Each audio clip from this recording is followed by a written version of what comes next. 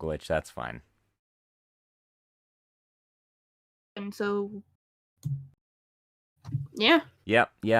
Nobody noticed that we definitely weren't in the podcast chat, and I was like, why aren't we showing up on OBS? Well, I knew we weren't in podcast chat. I was just like, well, it's 45 minutes before, you know. But it's not. The time is now. We are live. I don't know where your brain is right now, but it is currently 8:01. My brain is still at Pizza Hut, still waiting for the damn pizza, okay? Well, I have been running around all day. Well, I feel you there. Anyway, welcome back to World War Weeb, where we ask you just one question. Who's that behind you in the hockey mask? Hi, Josh. Oh, hi, Jason. How are you?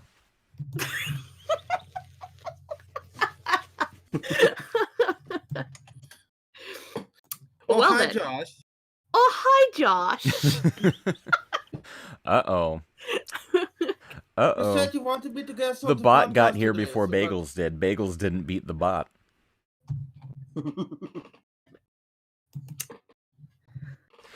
We don't have any real viewers, I'm assuming, yet. But welcome to the Halloween special, where we're special and Halloweeny.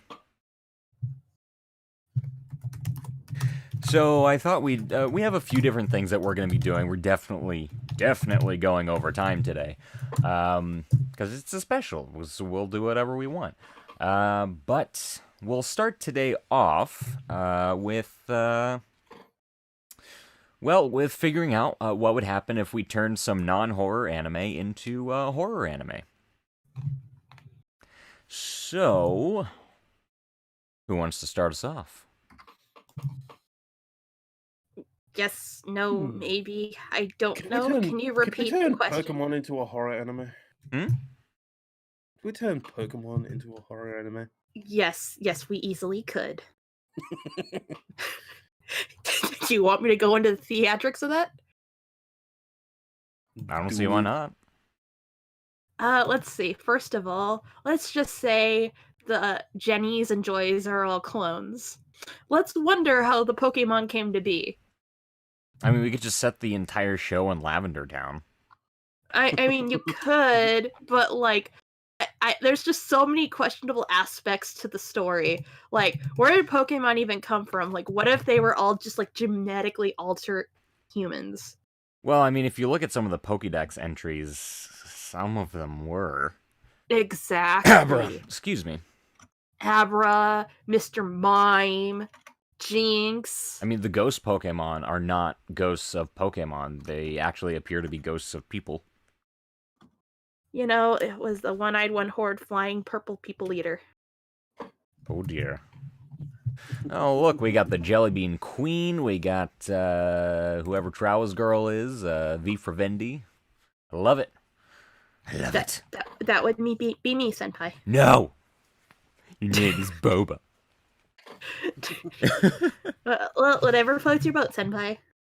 Whatever bloats your goat. Whatever bloats my goat.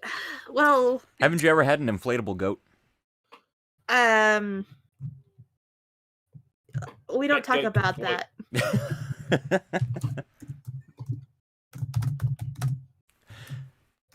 So, we hope you're having fun on your Halloween evening. We're so glad you joined us. I guess we're starting with horror Pokemon. Also, is it just me, or... Is it just me, or is just, like, once you know that it should be Pokemon, that you can't say, like, Pokemon anymore? Like, it hurts to say now. I have to say Pokemon. The answer is yes. And by the way, tonight I am Yandere Joy. I will be your hostess with the mostest. Thank you. Oh, dear. Wait, Oh, no. which Joy is Yandere Joy? Because I feel like there might have been one in the anime, but I don't know. I feel like it would be Lavender Towns. Yeah, probably. That or Cinnabar Islands, because, Okay, she concerns me. And I think I may have accidentally just referred to the entire island of Cinnabar Island as a yandere, which I feel like, as islands go, it kind of is.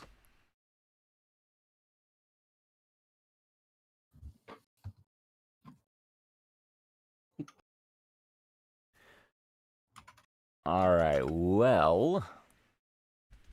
I had a really stupid thought earlier today when thinking about what we can make into a horror anime. And I thought, oh, it already is, but nobody knows it. Oh god. It's Chunibyo. Oh, it's god. so cringe, it's terrifying. I've never seen it. So Chunibyo Demo Koi is It's cringe-tacular. It is the definition of cringe. So I'm gonna just answer Dark's question really quick. There was no Nurse Joy in Lavender Town. Well, duh, she's a ghost. Ooh. Wait, was she Haunter? I feel like she was Haunter. I feel like she was the Gengar, because we all know that the freaking yandere well, I mean, was the Gengar. I mean, Gengar also does kind of look like a Chansey, so it's like her soul meshed with that a Chansey, and they died together in a horrible fire. This got dark. God. Well, that would make sense. Doesn't like Joy have all these like pink Pokemon? We all know she has the human genetically modified Pokemon. Chansey is just like an egg-shaped person. Mixed with an exodal.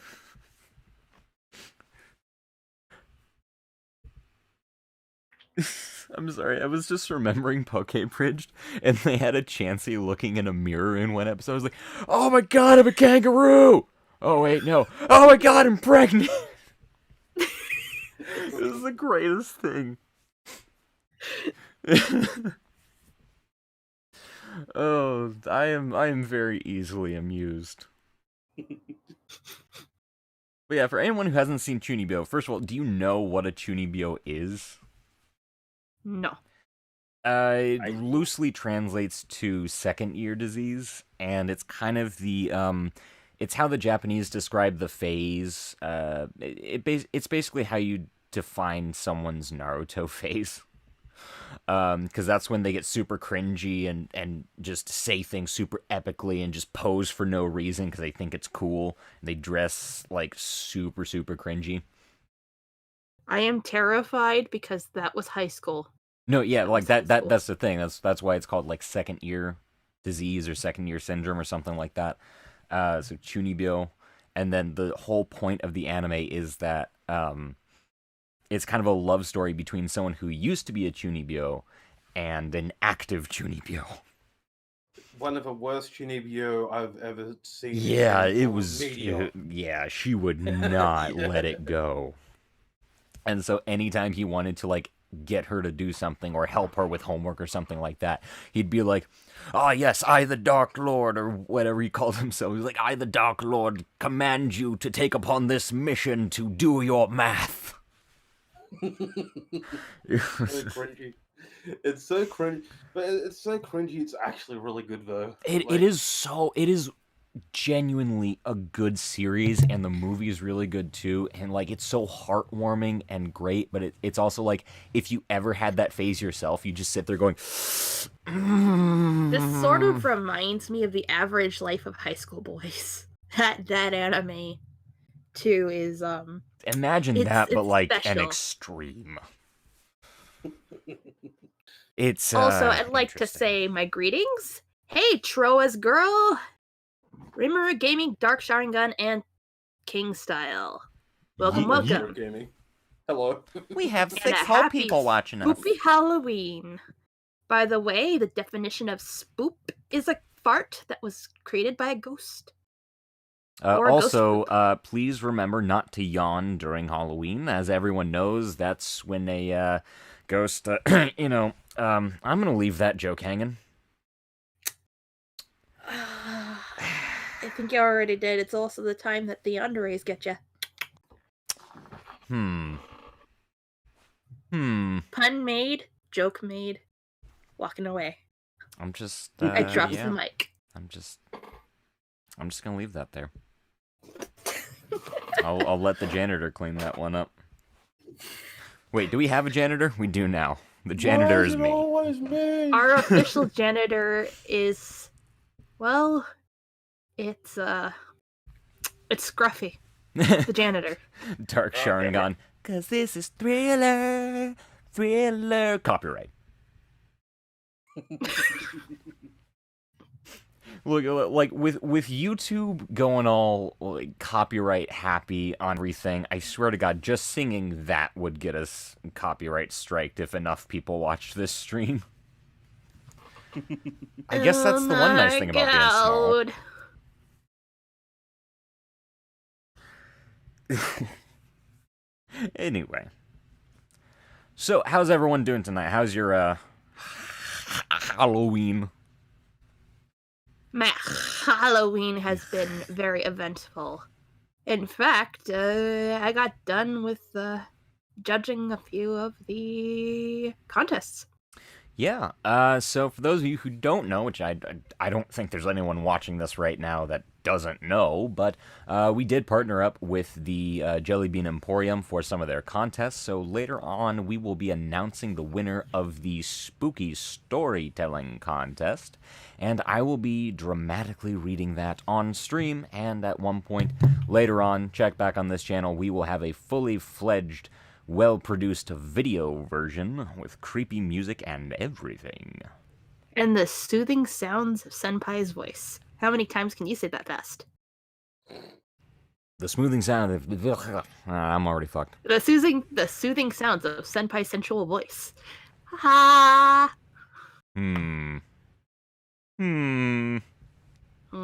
And yes, once again, I am a professional voice actor. You may know me from some memorable roles, such as Guard Number 1, Old Guy in Fish Market, and Guy you hate on the IVR system when you call customer support. I'm sorry, all of our advisors are currently busy. Please hold for the next available advisor. And that was when he knew that he fucked up. No, it was really great, because I used to work on the phone, so you would hear, all of our advisors are currently busy. Please hold for the next available advisor. And then you wait. Thank you for calling blah blah blah company. This is Josh. How may I help you? I had to learn to, like, change my voice in my greetings, because people legit thought I was the automated system. Skynet has now been confirmed. Josh is the first. He must be destroyed. Honestly, that would be a great Halloween prank where you just kind of act like you're answering the phone that way, and then you have like the sound of gunfire in the background. Oh, that'd be great. And you have somebody else pick up and says, we're sorry, all of our representatives are currently on hold. Please try again later. Oh, that reminds me. So there's this really funny story about a llama I heard recently. So I went up to a llama.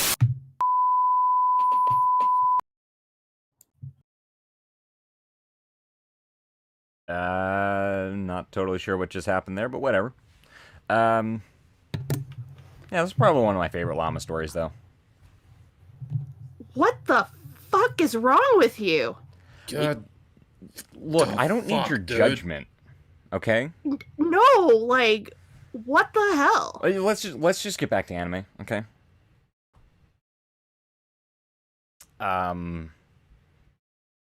So Attack on Titan is already kind of a horror thing, but like, what if it was horror themed?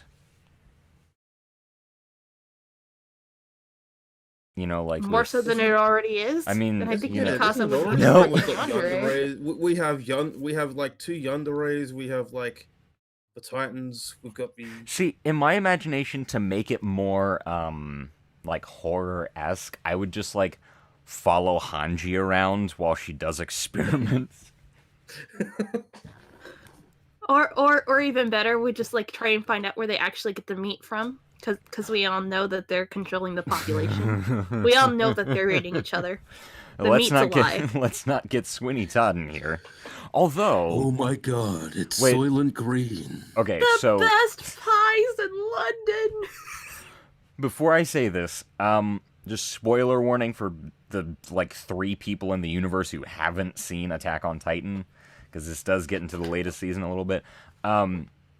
Since we now know that all Titans are people, technically, I mean, it's already confirmed happening.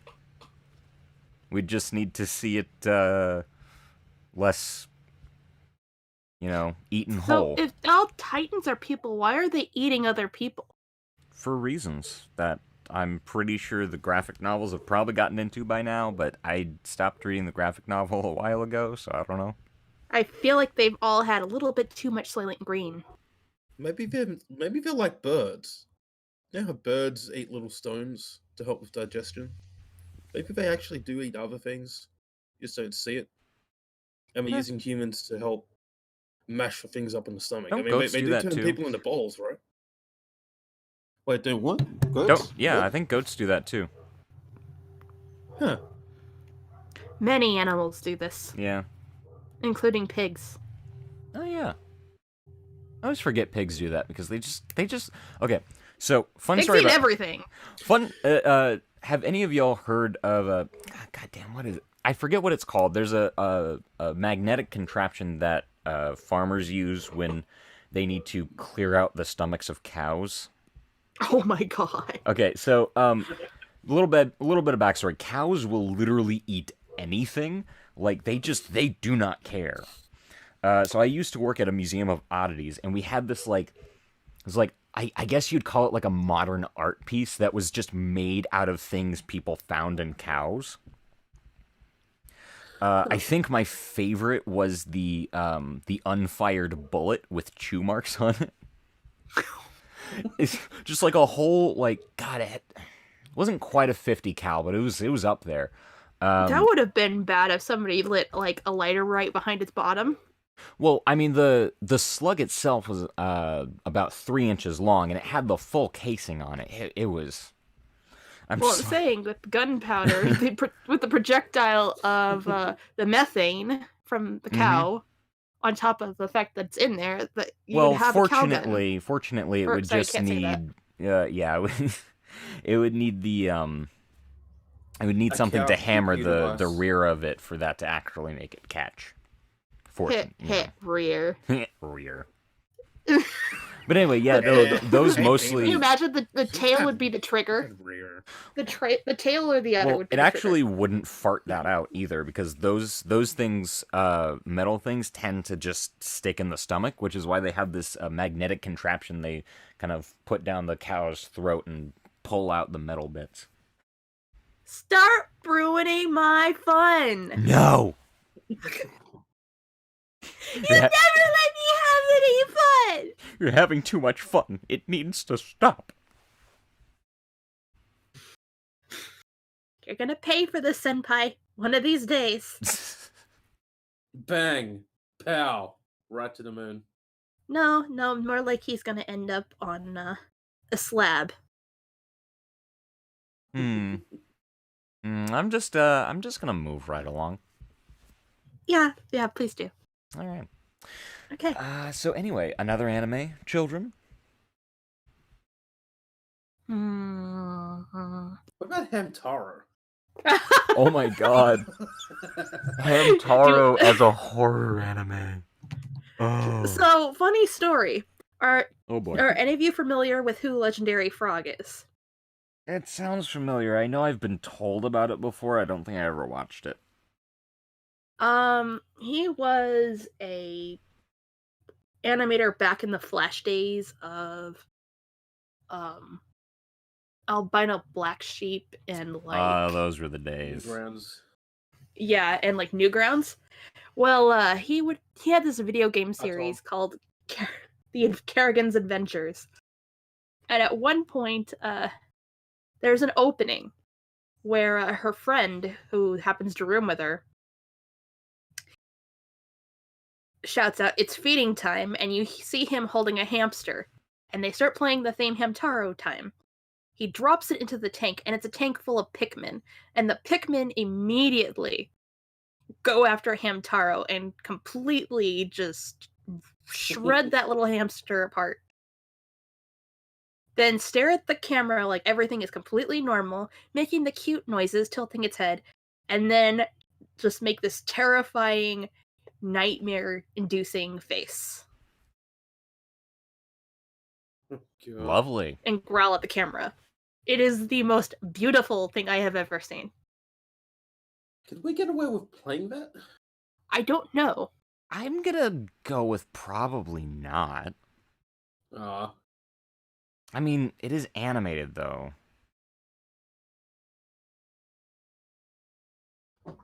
Maybe we'll try it later. Possibly.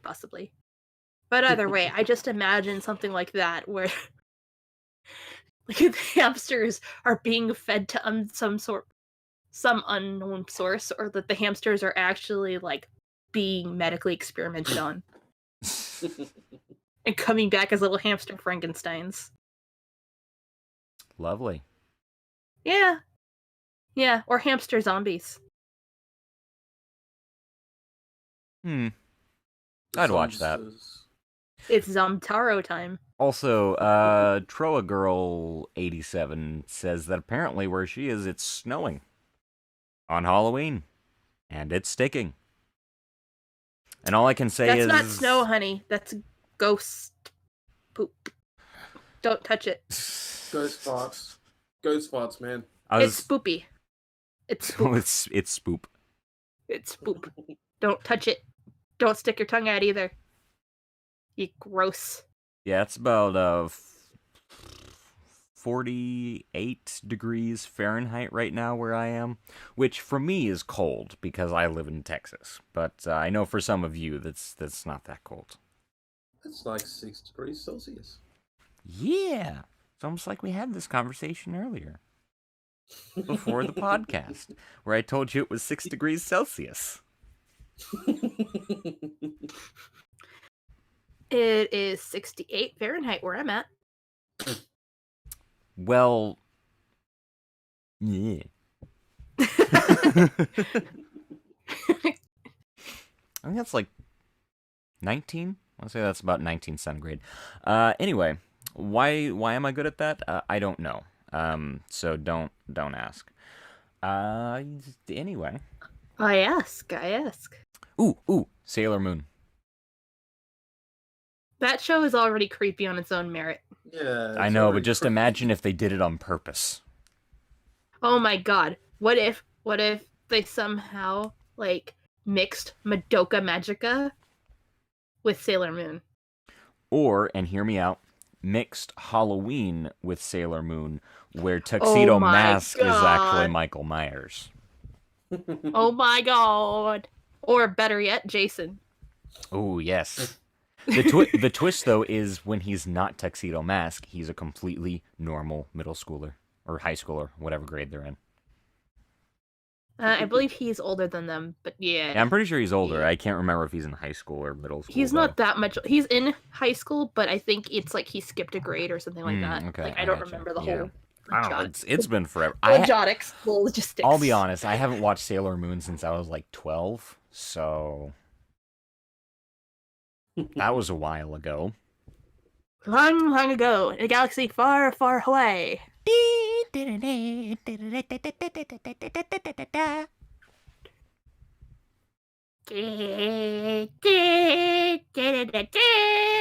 Ooh, Star Wars as a horror anime. All the Jedi would be wearing sailor skirts. Oh no. Damn it. Jabba the Hutt's pretty much the most disturbing thing that I've ever seen in my life anyway, so. Although, in everyone's least favorite arc, sorry, my brain went on this whole little path, and this is gonna sound really random. But in the least favorite arc of anyone who's ever watched Sword Art Online, the ALO arc, that went kind of horror, if you catch my meaning. I mean, psychologically, there's several things going on there. Yeah, but like visually speaking, by the end there. Hold on, I got one thing to say to this. Okay, I'm done. I can't tell if that was clapping or if that started with an F, not a C. I'll let you fill in the blanks. Alrighty then. So moving, just leaving that behind forever. Keeping with the theme of kids, childish anime and whatnot. What about fucking Tokyo Mew Mew as a horror anime? I have never seen that show. I haven't seen much of it, but apparently the fucking main characters like gain animal powers or something. I don't fucking get it, but like there's a huge variety of were animals that legends have told us about. So think of it like an American Werewolf in Paris or whatever the fuck it was. You mean American Werewolf in London? In London, wasn't there a Paris one too? Not that I remember. There might have been actually. I do remember. I recall something like that. But I don't remember what the title was. So, yeah. What about Fruits Basket if it was a horror anime? And I mean more horror than it already is. I was gonna say, like, is it not already? I mean, it kind of falls under that category, but not quite, because it's more of like a yandere horror. And that's if you throw spoilers into it. For the most part, it's very lighthearted. Orphan, so I looked it up. So An American Werewolf in London is the classic that everyone knows from 1981. So there was one called An American Werewolf in Paris that was made in 1997, so almost 20 years later. Yeah, I knew there was another one. I goddamn knew it. So yeah, made by completely different people, though. Yeah. Which, I mean, makes sense, because, you know, if it worked once, it'll work again. So? Well, I'm trying to figure out how that would work, though. Would it be more serial killer, or are we thinking more like supernatural type stuff? I would think a little more supernatural. So, like, what if there was a serial killer going after them? And then they all just, like, started coming back as, like, crazed, possessed zombies. So, basically, ghost stories. Not like ghost stories. Oh. Ruin my fun. Not okay. Deadbeat dads are not cool! Oh, God. We do at some point need to have an entire podcast just dedicated to the joy that is ghost stories. Yeah. Okay. I know this isn't an anime, but Animal Crossing. I mean, there's a horror just in accidentally resetting the game and then losing everything that the previous person had saved on there when you didn't rent it.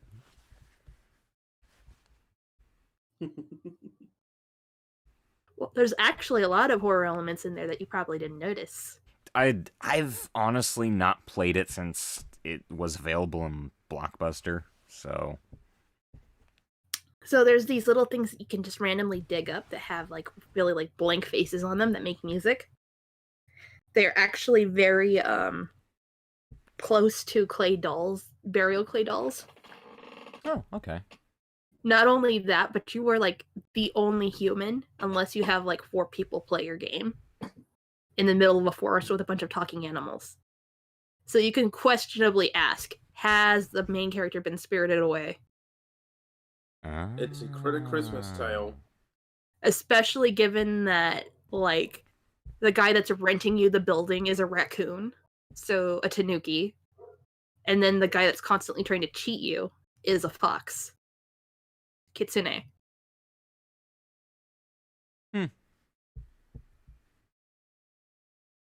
I can dig it. I'll tell you one thing, that Reset dude always used to freak me out. Oh yeah, Rossetti is... Yeah, Rossetti. What a douche. What'd I tell you about resetting? I just imagine him coming out of the screen, ring Scott style, and just like cannibalizing you for. I'll reset you.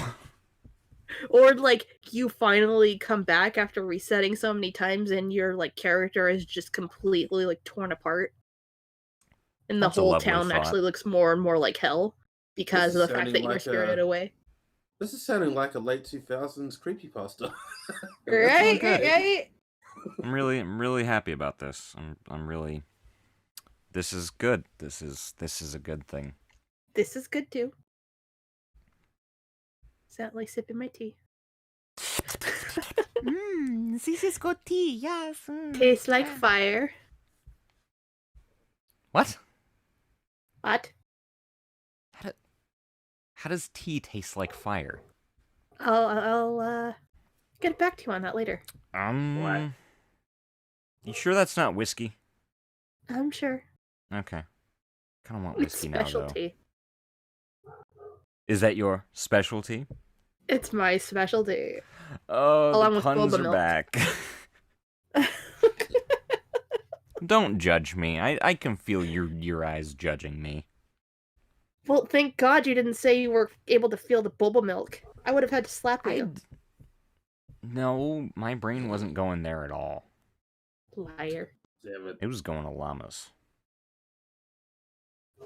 Ooh, which reminds me. So, there's this one time when, okay, so my grandparents lived by a llama farm.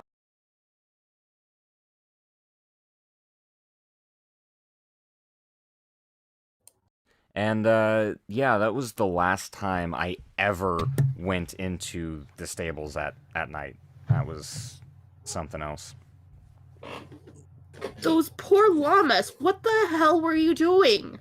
Look, it seemed like a good idea at the time, okay? No, that is never a good idea. I mean, what if the llama got pregnant? I don't think that's how that works. I think. Look, I'm preparing myself for the apocalypse, which is nigh when the llamas try to take over the world, so, you know. Well, you're helping it by trying to create a human llama hybrid. What the hell is wrong with you? I can make you a list. I have a very high consultation fee. Anyway. Yeah. Oh, look, we finally got one viewer on Twitch. All of our viewers, other than this one on Twitch, are currently on YouTube. Are the you-boobs? The you-boobs. You-boobs, boob-tube. The horny Yoda again. So, did we want to do the contest announcement now, or give it a little bit? Let's give it a little bit. I was hoping that more people would show up. Yeah, I was kind of hoping too. You know, we're gonna be reading this on the stream, so I definitely want more ears here. So anyway, I guess back to the topic of the evening. What else could we horrify? Or, like, I guess what things could we combine with an anime to make it a horror? Because, like, I'm thinking kind of, like, combine the Babadook and New Game.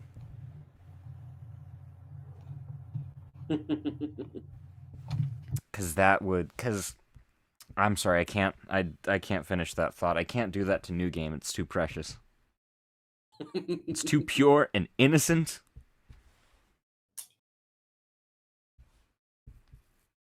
I regret everything. You should regret everything. You should regret everything. See, even the dog in the background doesn't like it. Bork, bork, woof, woof. Let's see. The Babadook and... Have you actually seen the Babadook? Azumanga I know I've heard that name, but I don't know what it is.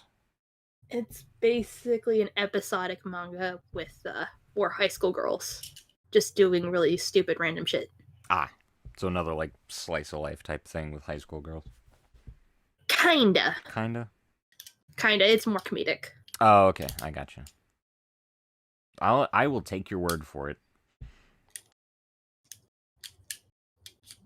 Ooh.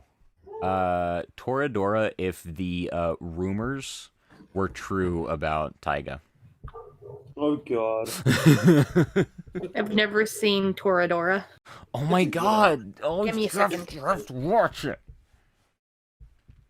Also, first of all, what I love is that they make a pun, like, in the first episode, and the pun is reversed for the title.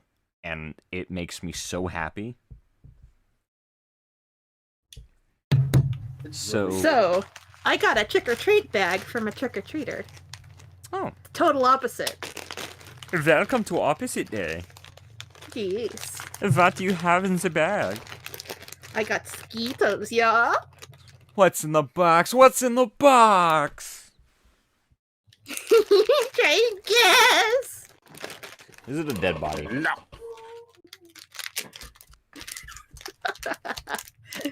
Favorite robot chicken skip. But yeah, anyway, so for those of you who don't know what the really, really on-the-nose pun was in Toradora, is that, so the two main characters, actually titular characters, as you're about to see, are Taiga and Ryuji. And Ryuji, it's just Ryu. Ryu means dragon in Japanese, and Taiga obviously sounds like tiger.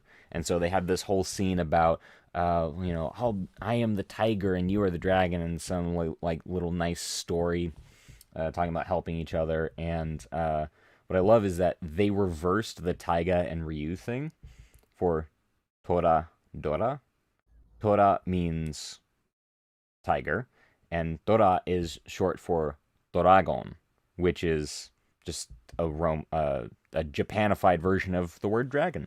So they literally just took a pun that they had in the show, reversed it, and they were like, and then shortened one of the names, and we're just like, yep, that's our show. That's the title, guys. Don't you want to work with that? Is that like a working title? No! It will be Toradora, and you will love it! And we did. We did love it. It was adorable and heartwarming, and I cried. I don't cry very easily at fictional stories. This one had me crying. It was pretty good. It was, God, it was so good. There were a couple cringy parts where they went, I feel like they went a little too far, but at the same time, I kind of get it. But that was only like one or two scenes where I felt a little cringe coming out of it, you know? Yeah. So what if Shiki and Average Life of High School Boys?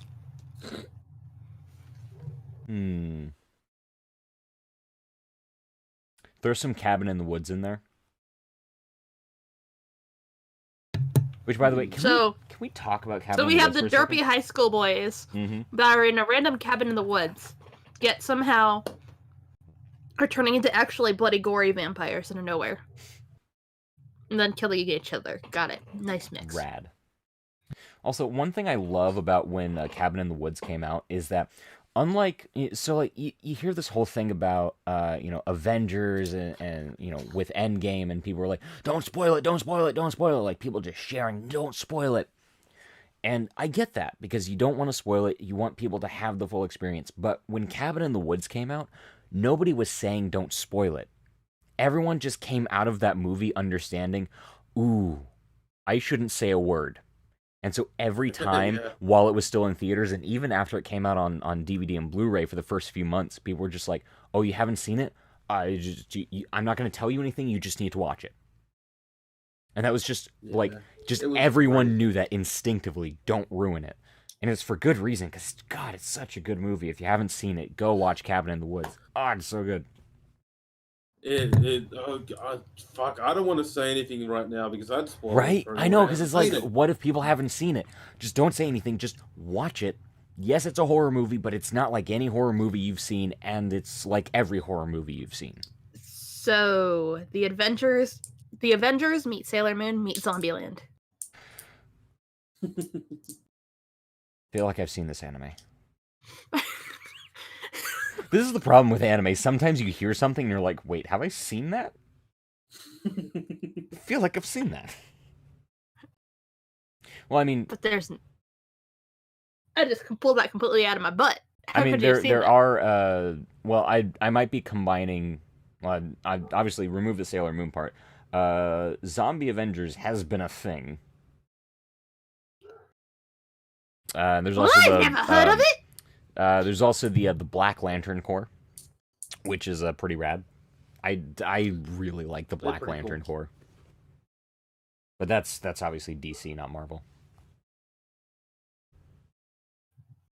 For those of you who don't know, the Black Lantern Corps is essentially made up of zombies. I thought of one. Hamtaro meets another. Oh. Meets. Oh. I have to think of one more. I have to think of one more. Oh, this is so hard. Meets Shutter. Shutter or Shutter Island? Shutter, as in Shutter. Ooh. Detective Conan meets Shutter Island. Oh, that would be so badass. Oh, it would be so trippy. Right? Oh. We all know he ain't coming out of that scene. Ooh, no. What about Death Note meets Nightmare on Elm Street? Ooh. I mean, Death Note has some horror elements to it already, but it's kind of we already had this conversation. It's basically a shonen. Yeah. Death Note meets Ouran High School meets Nightmare on Elm Street. Oh. We already know that Tamaki is his fucking light. Let's just go with that.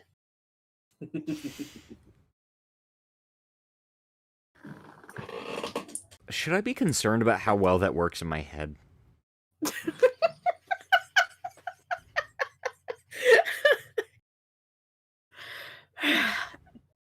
Do you need a doctor? Oh God, no. We got a nurse, certified nurse right here, and a very large syringe. That is a comedically large syringe. Where are you sticking that? Kind of reminds me of a certain anime too. What does it remind you of? What the fuck? Was it Nurse Kamugi or something? All I have to say is that I have a nice DNA sample in the syringe. Ew. Not like that, you pervert. Ew. I don't know. DNA is weird. Yes, it is. Fun story. I learned how to extract DNA in science class one time. This is interesting. We extracted DNA from bananas.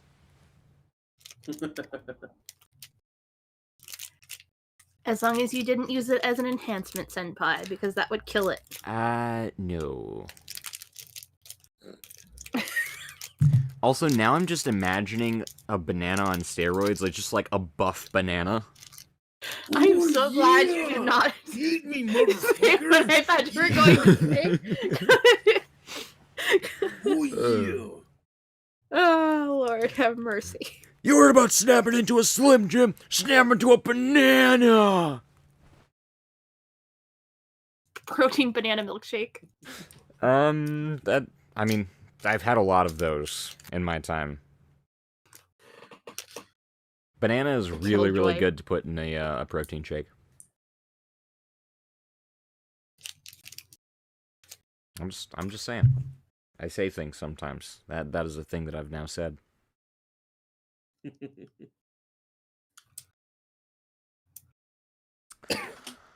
Show.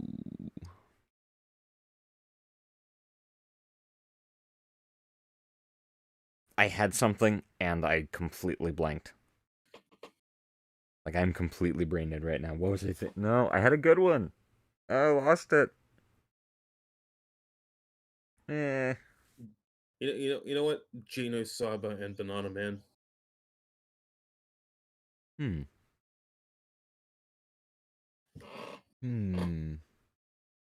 Voltron and The Conjuring.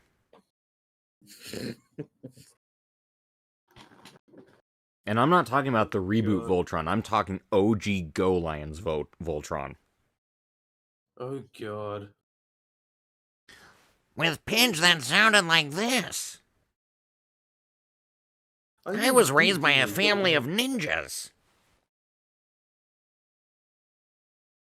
God, that first series voice acting is so bad. It is so bad, but I still have nostalgia goggles for that. God, Voltron was the best.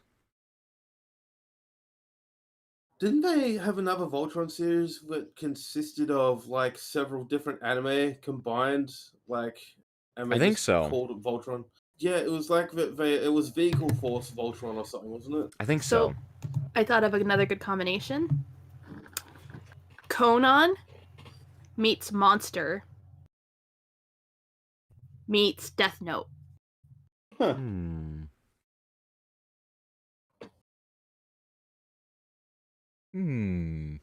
I want to throw in one more. Meets Serial Experiment Lane.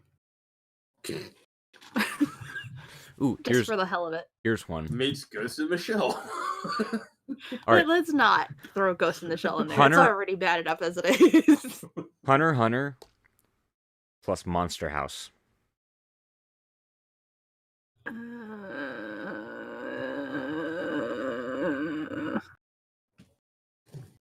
Is the cringe real? The cringe is real. Hey, that was a surprisingly good movie. I rewatched it a few months ago. It's actually it holds up really well. So, Blood Plus meets Black Butler meets. Isn't Blood Plus kind of counts as already a horror, right? Yeah, let's just throw it in there. One All extra. Right. There's one more. They had to throw a nice flowery one in there. Cardcaptor Sakura. Oh God. There's my childhood on a platter. I was gonna mention that earlier, but I fucking didn't. Son of a... There were a few episodes in Cardcaptor Sakura that were pretty creepy. I remember as a kid. I can't remember exactly what happened. I just remember there were some creepy ass episodes. But like, imagine the whole thing. Just be like, Lee Sauron is actually her like demon butler. Oh dear. And they go around hunting vampires. Well, let's throw another one in there. Saw. Oh God, why? Oh, God. Why? Because we have to have some people randomly getting killed. Duh. Well, I mean, Yu-Gi-Oh had a Saw episode, kind of. Oh, yeah, it did. Yeah. Yu-Gi-Oh itself counts as a horror, though.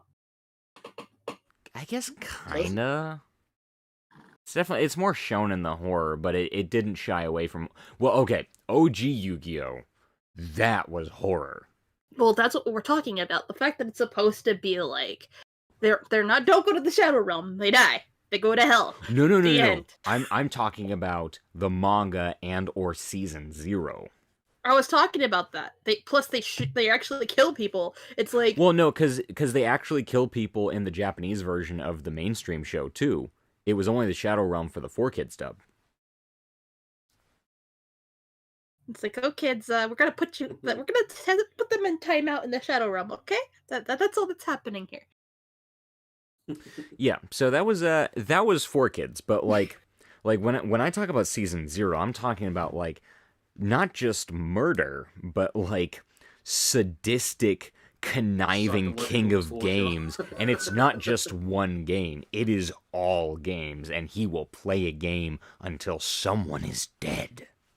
And it's like, oh. I just imagine them sitting in a corner, like with him like having like 8 o'clock shadow while like spinning the barrel of a gun over and over again, just like clicking it against his head constantly, playing Russian roulette, and then just passing the gun. He's like, I play until I win. How are you still alive? Shh, don't question the logistics of it. I play until I win. Also, I mean, like this, like 12-year-old looking Shota boy with like scruff on his face. Someone has to draw Drinking this. alcohol. Someone must draw this. I'm calling on the chat, whoever the fuck is in here, to draw this. I haven't seen For Bagels us. post a single comment, so I have no idea if if we have a Bagels in here. Oh, don't worry. I have bagels on the slab. I mean, what? That's concerning.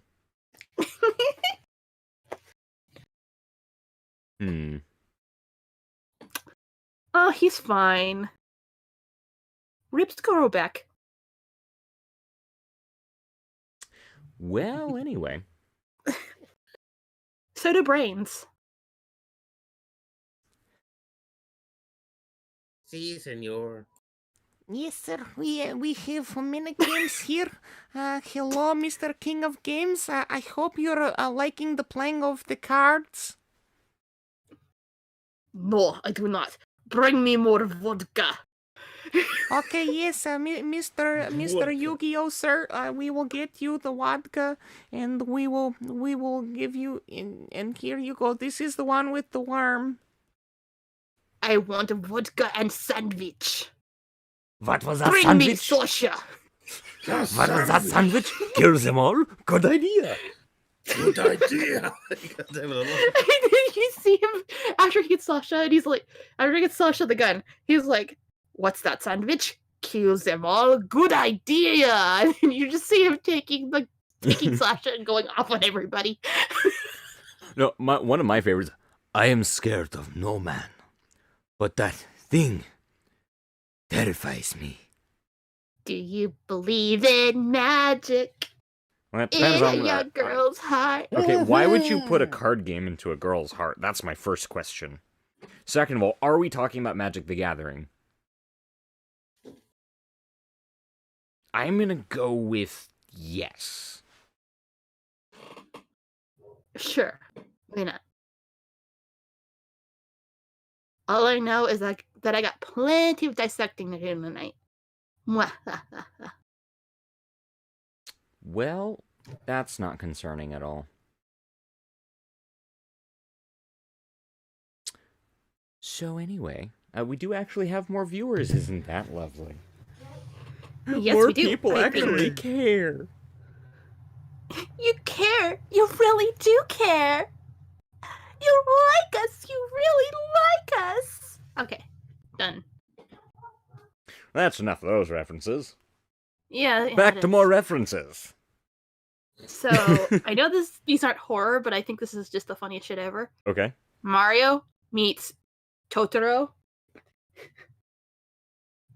meets it'd be a good horror film for that one. The Descent. That's kind of random because I was just imagining Mario in a Totoro suit instead of the Tanuki suit. Well, I mean, he's also a plumber, and he goes in like caves and shit. So I was just thinking The Descent. This is true. This is true. Yeah. But I was more because you know how the Tanuki could also turn into stone randomly. Oh yeah. I was trying to think of a good match for that one. Oh. So I was trying to think of some old like horror ghost shit.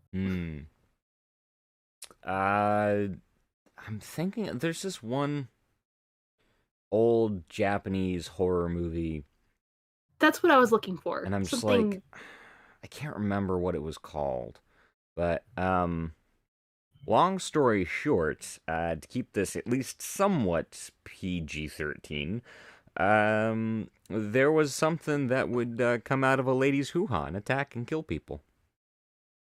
Oh my god, you know what it was? Hmm. It was a chimera. Was it? Oh, I can't no, remember. what did they call those? You know what I'm talking about? Homunculi. Homunculus, like the actual homunculus. How they described. Yeah. But that was just a joke. I I don't know. I can't remember. It was out of it. I just remember Ghost- one scene. It just like filled the entire room up with bubbles and killed a guy with bubbles. It was great. That is the most random thing that I've ever heard, but it matches this so perfectly. I'm proud of you. It's like, that's what came to mind. Well, I was trying to think of like how like in old Japanese movies where you had like the statues that randomly moved, like the Buddha statues. Oh right, yeah. What did they call them? Shiso? Jizo, yeah. Yeah. Sounds right. I think it's Jizo. Like, yeah. The Jizos, yeah. Oh, Jesus. Yeah, I included something like that in a recent D&D campaign I ran. Just to creep out my players. It was fun. I like how D&D just kills the whole conversation. Hold on. And she was never heard from again. Oh, sorry. Oh, good lord. I just came right back. Ow. That was very, very high pitched. I sneezed once already and I thought it was done. I regret wearing headphones. God. Sorry. That's the jump scare of the night. I listened to that back live on the video, and my God, the peakage was amazing. Yep. Holy shit. That's a thing that happens. After that jump scare, moving right along. Speaking of jump scares, have you ever heard like the stories of like those little vampire babies that are in the forest somewhere? I can't remember like what country it is. They have like that thing where you could hear like babies in the forest and they just sounds like really attack familiar. you. I'm gonna Poland screw with has the something search like- algorithms and just search for vampire baby scream forest.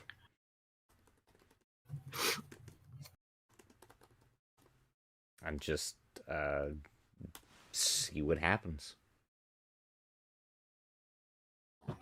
No, I don't want Halloween sound effects.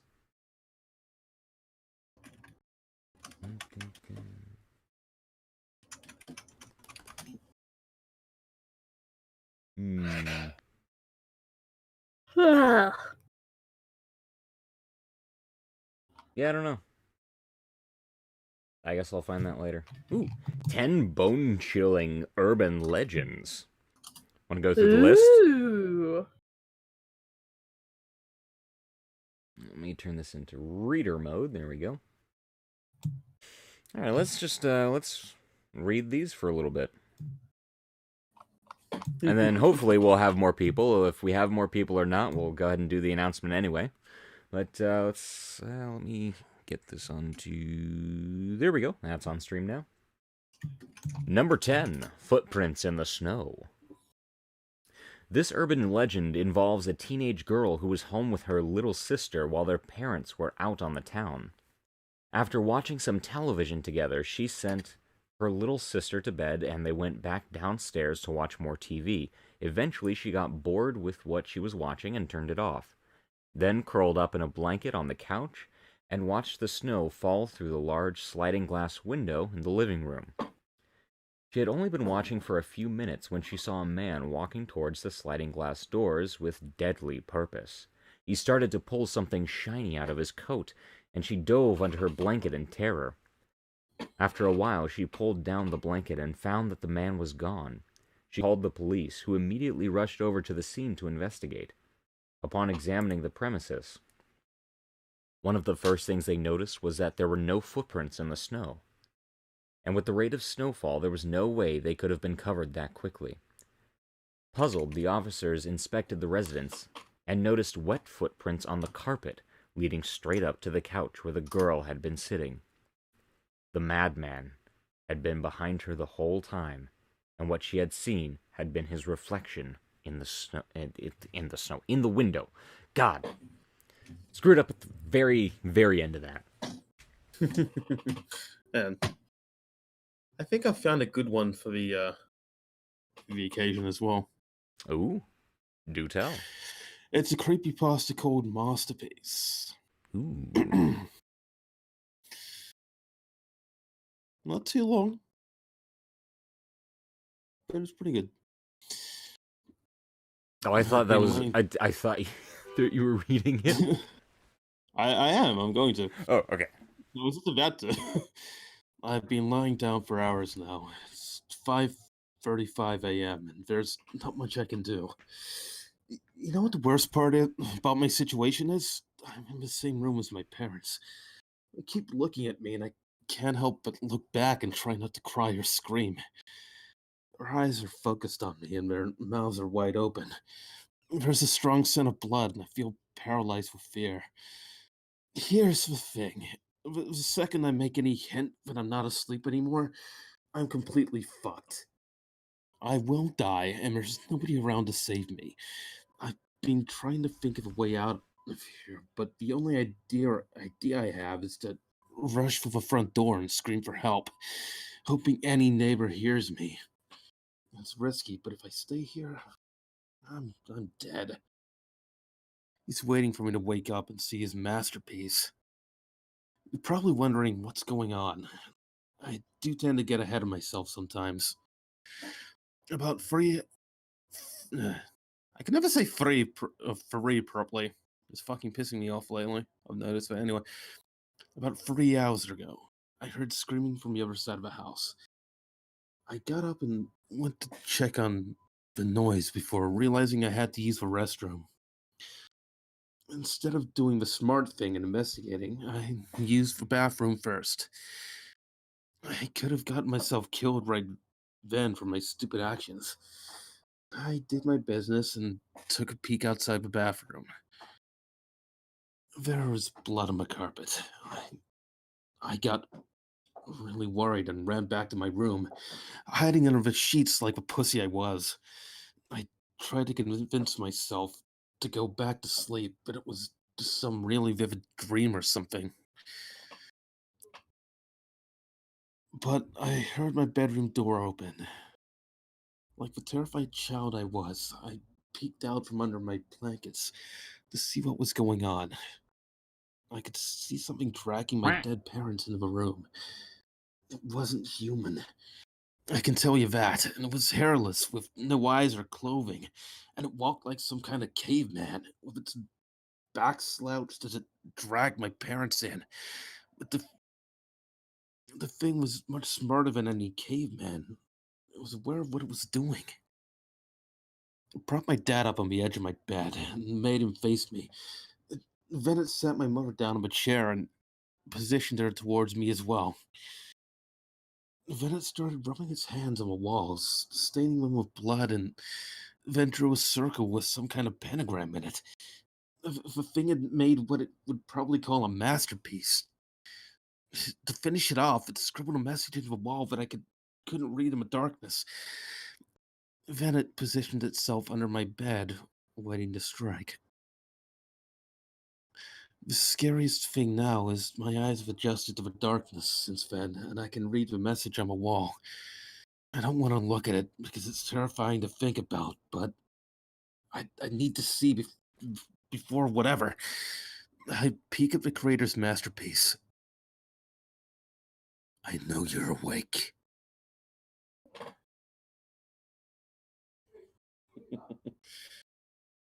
Alrighty then. I thought it was interesting.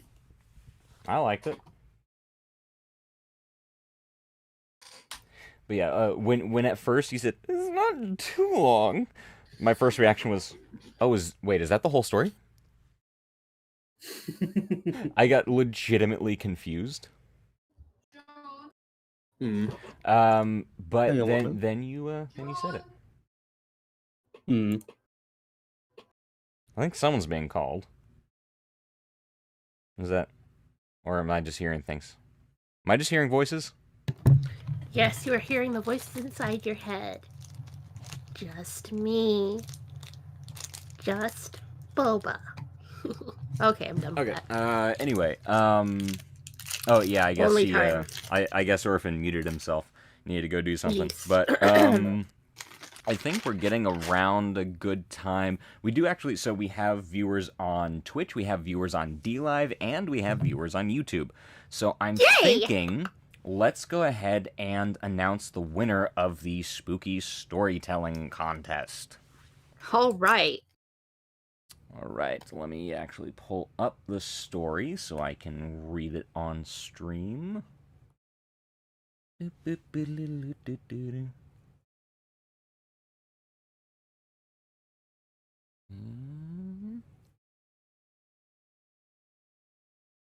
There we go.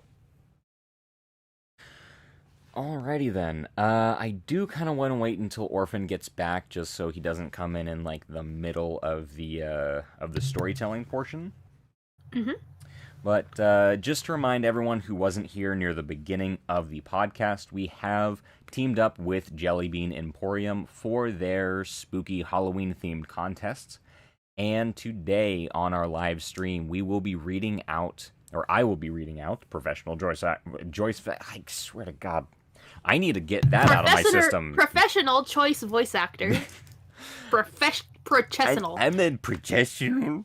Professional. I need to get that out of my system right now so I don't do that during the reading. Red leather, yellow leather. Actually, one of the ones that helps the most would be Unique New York, Unique New York, Unique New York. Toy boats, toy boats, toy boats, toy boats, toy boats. All right. Anyway, so we have teamed up with the Jellybean Emporium for their contest, and I, their chosen professional voice actor, Josh in the Shell, will be reading the story live on air for the audience of World War Weeb. That being said, let's, do we want to go ahead and announce the winner and then wait for him, or wait for him and then announce the winner, or just go for it? You know what? Why don't we just announce the winner at least? Okay. Well, the winner of the Jellybean Emporium Spooky Story contest is Blade 1 Hunter. I almost said Blade Hunter 1. It's Blade 1 Hunter. Yep, and that is our winner. And Kingstyle says, can you talk about John Witherspoon as a tribute since Studio Madhouse worked on the Boondocks? Gave it an anime feel. See, it's not just me. It is not just you. It is the curse of Halloween. Okay. All right. Yeah, so if y'all haven't heard the tragic passing of John Witherspoon, he was in his, late 70s, something like that, who was I believe he was one of the actors for, was he Grandpa in Boondocks? I didn't watch too much of Boondocks, to be honest. So, Kingstyle, why don't you give us a hint? That might be helpful. See, my brain is saying that he voiced the Grandpa in Boondocks, but I could be remembering that wrong. I must say, though, if he did, that was one of my favorite characters of the few episodes I watched. Yes, apparently he was the grandpa. Okay, I remembered that correctly. Hooray! Hey there, Blade Hunter. Nice to see you. There we Congratulations go. on your win, by the way. We're now waiting on Orphan to return so we could read your story. Without interruptions. Yeah, of course. Because, the last thing we need is a jump scare by Orphan. In the middle of a spooky tale. I already gave everybody a good jump scare with one of my sneezes. Yeah, that was terrifying. I was not expecting that either, because I had muted my mic just to sneeze once, which you heard that sneeze, so you can only imagine what the first one was like. Yeah. And then as soon as I turned it on, I went, boo! It was explosive. He says, won't stay long, eating with friends, so maybe we should start reading. Yeah, let's go ahead and start reading, and quite honestly, if I feel like we're at a creepy part, I'm just going to ask Blade 1 Hunter right now, if I find a place where I think it's just really suspenseful, since you did also tell us that you wanted a fully fledged video, we could leave the ending open. But I'll leave that up to you. Once we have that answer, we'll go ahead and get started with your award-winning spooky story. What do you say, Blade 1 Hunter? Oh, and don't forget, there's a delay on the stream, so it'll take a little bit for him to actually hear. Yas. Yas. Yas. Yas. Yas. Okay, we're gonna stop that right now. Well, I mean, it's better than another Hamtaro. Well, the only thing that would make that worse with another Hamtaro would be, oh god, what's that name? Corpse Party. Oof. Anyway, he says it's fine. Cut it off where we feel like, and yeah, that I have read through it already. Yeah, the last line is. I do believe a stinger, he said so. sit off. Yes, sitif. Sit off. I sitif when I feel like it. I sit if when I parteth. All right. Anyway, and Orphan's back. What good timing. I am about to read out the winning story. So award-winning story by Blade Hunter. Let's get started. Nice. Cheers! We all sang out as we clinked our glasses together. I took a sip of my drink, as did the rest of my friends. Midterms were over, and all of us survived. Barely. So we decided to have a party to celebrate. Still, it was getting late, and despite midterms being over, I still have to do work, so... Not to mention, this was our third drink, and everyone could begin to feel it. So I finished my glass and got up to put it away. My friends begged me to stay, share another drink with them, but I refused. As I grabbed my coat, wallet, keys, and phone, I heard one of my pals tell me to be careful. Why would they say something like that? No, I'm just reading too much into that. After all, it is 1 a.m. I exit the apartment and trek my way down the stairs. The well-lit hallways and staircase were small, cramped, but somewhat calming. I could hear the squeaky floor echo and creak with each step I took. Soon I found my way to the front door and took a step outside. The chilly night air blew in my face and caused me to shiver a bit. A familiar feeling when you live in the Midwest. I took a look around the streets and noticed it was practically empty, save for some garbage blowing past. It's weird. During the day, the city is so full of life. People talking, cars honking, busy streets filled to the brim with activities and people. At night, it was like a flip of a switch. Dark, dreary, desolate. Maybe the occasional sound of a plane or a car. Most of the time, though, all you hear is the wind blowing with the leaves of the trees rustling.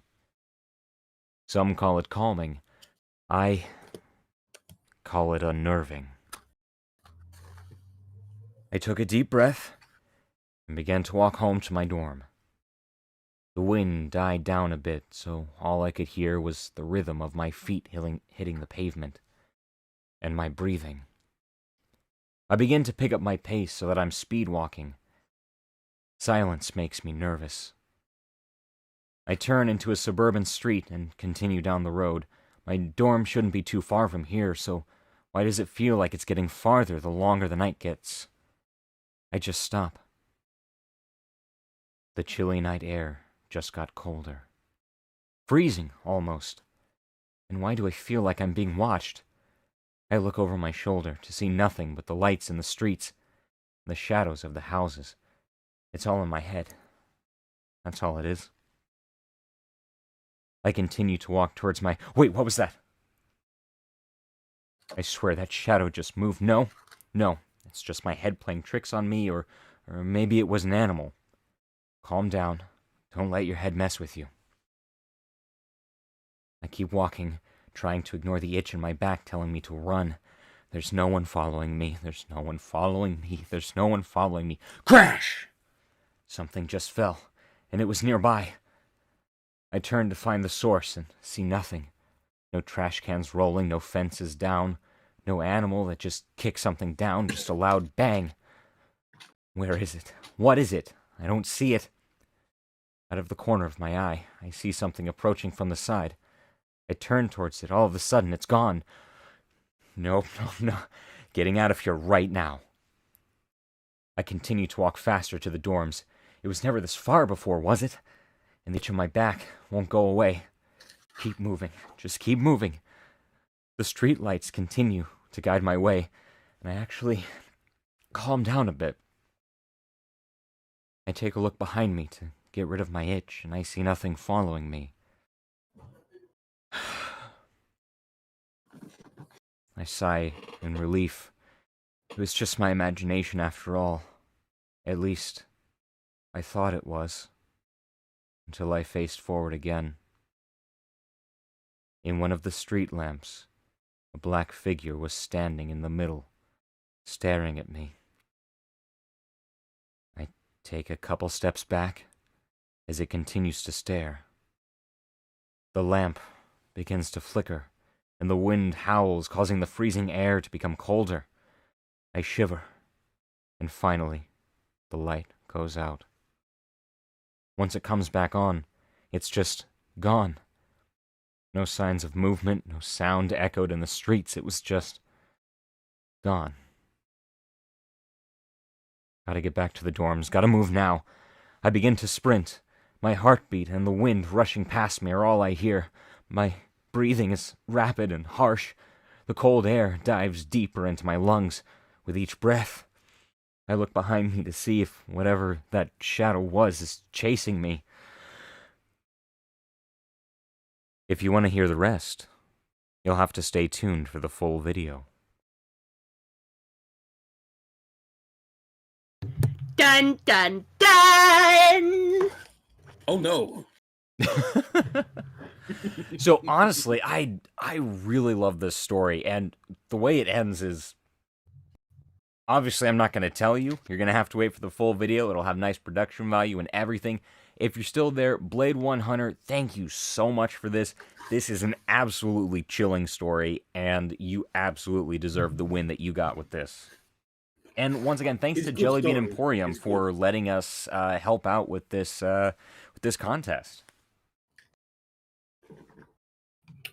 Yeah. The heavy breathing, I accidentally legitimately hyperventilated a little bit, and so my face is a little fuzzy right now. You got too into it. You got too into it. I will do that sometimes. I will get like really, really into something, and if the character doesn't breathe, I stop breathing, and then it's just like, oh, right, lips are fuzzy. Yeah, you really need to stop with that, or else you're Breathing gonna is end up good. on my slab, senpai. Actually, kind of makes me think of Be the Beginning, just with that line. Have y'all seen Be the Beginning, by the way? No. Okay, so No, it's I was about to watch it like tonight. Yeah, it's a Netflix actually. exclusive, and I won't tell you how, but being, quote, on the slab is something that's rather important. Huh. But yeah, it's really good. I actually just rewatched it recently. So all I have to say right now is, let's go to the lab and see what's on the slab. Oh dear. We'll do the monster mash. The monster mash, but that's not from the same movie. Well, if you love that slab, and we all know you do. Shut your mouth. We're just talking about the slab. Then we can dig it.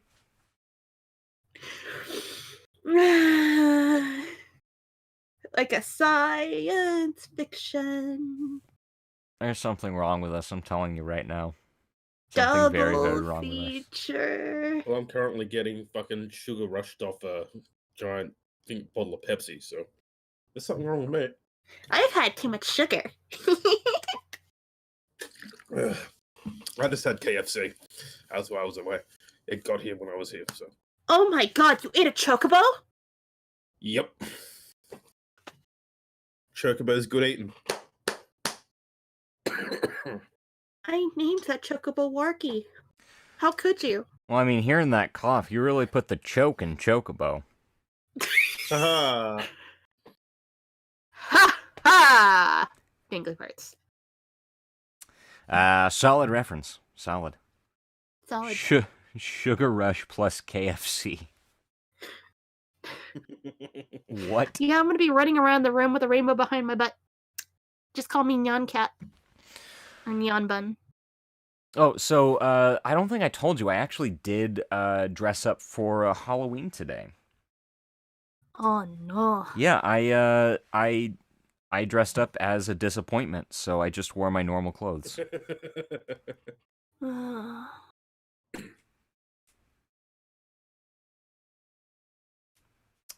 Just gonna let that one sink in.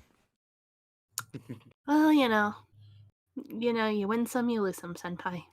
Yeah, well, yeah.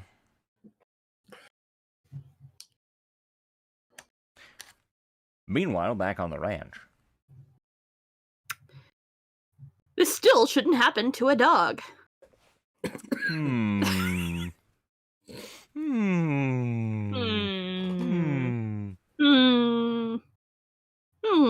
Big thunk pose. All right, pose done. King Styles, the sugar rush plus KFC equals heart attack and diabetes. Diabetes. God damn it, I got diabetes. If you're paying too much for your diabetes testing supplies, call Liberty Mutual. I'm Wilford Brimley. You sound more like Hank Hill. I know. I got tried to diabetes. shift away from Hank Hill to. I can do the whole fucking Liberty Mutual thing as Hank Hill if you want. Do it while selling propane. Come on, propane you and- gotta My do name is it. Hank Hill, and we're here to sell propane and propane accessories. And if you're paying too much for your diabetes testing supplies, well, you talk to Wilford Brimley. If you want a lower cost on your propane and your propane accessories, you come to me. Also, King of the Hill is just Texas anime. Thank you. You know what? That's totally true. I agree with everything you said just then, Hank. You're my hero. Actually, no, you're not. I'm my own hero. I could be your hero, baby.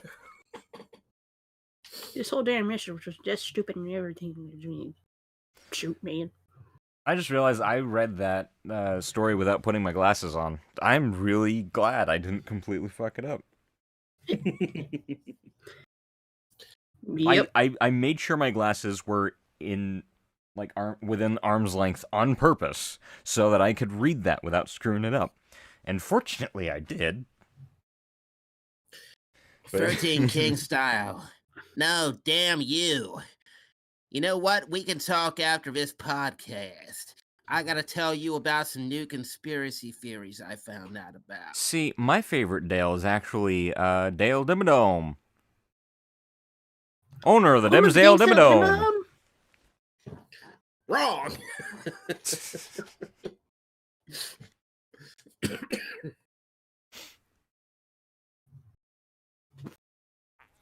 All right. Well, I think at this point, we really deserve another llama story. What do you think? I think so. So, this one time we were.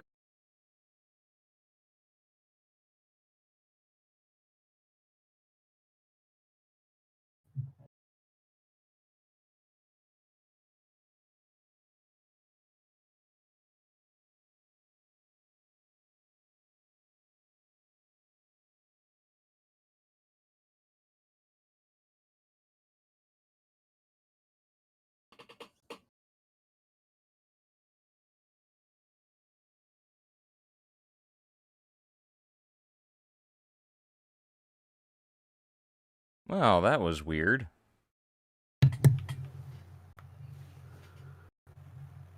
What was weird, senpai? I don't know. I feel like we got interrupted by something. You know, I have been watching the podcast. It does look like we keep cutting in and out of it. I don't know what's going on. Yeah. You think it's the satellites?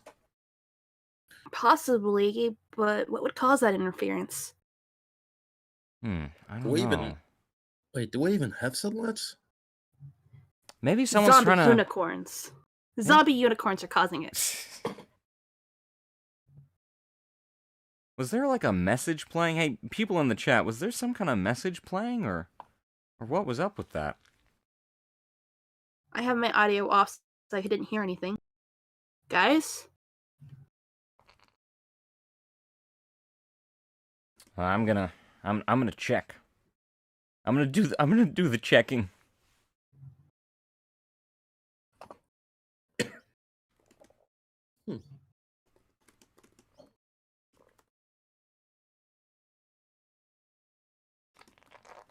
Anyway, so back to the stream. Interrupt me in the middle of my llama story. What a jerk. I wish you would stop doing those things to those llamas. You're a terrible human being and you should be ashamed of yourself. Well, you know what? You're right. You know what? Dr. Krieger paging Dr. Mengele. Are you there?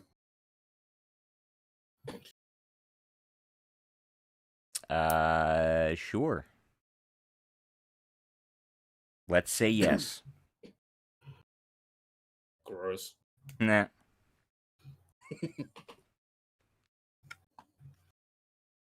Speaking of Archer, today on the radio, on a local radio station, they actually had the skit of Archer bugging the shit out of, what was her name again? Lana?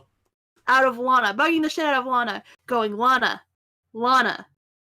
Hey Lana. Lana! And she's like, what, Archer? And then they just started playing Danger Zone. Danger Zone.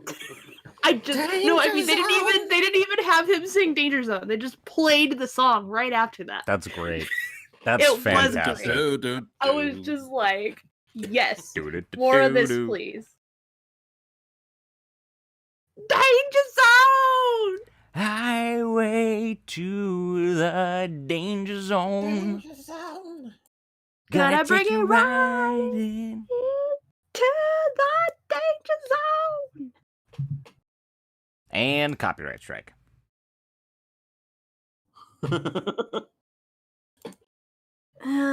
If Hank Hill, here's King style again. If Hank Hill was an anime, he would be a Naruto, and he would be called Propane.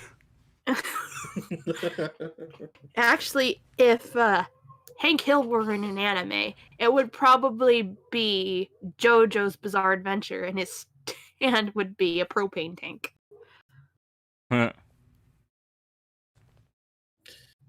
Or if he was into BDSM, he would sell propane and propane accessories. I'll shut up. I think I'm gonna be sick. Oh yeah! I'm already sick in that. What is wrong with you tonight, Senpai? A lot of things. Apparently so.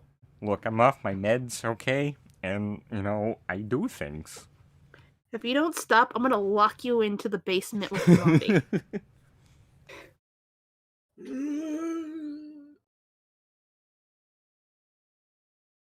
You know, the one that keeps screaming that it's gonna eat our souls. We've been in this haunted cabin all night.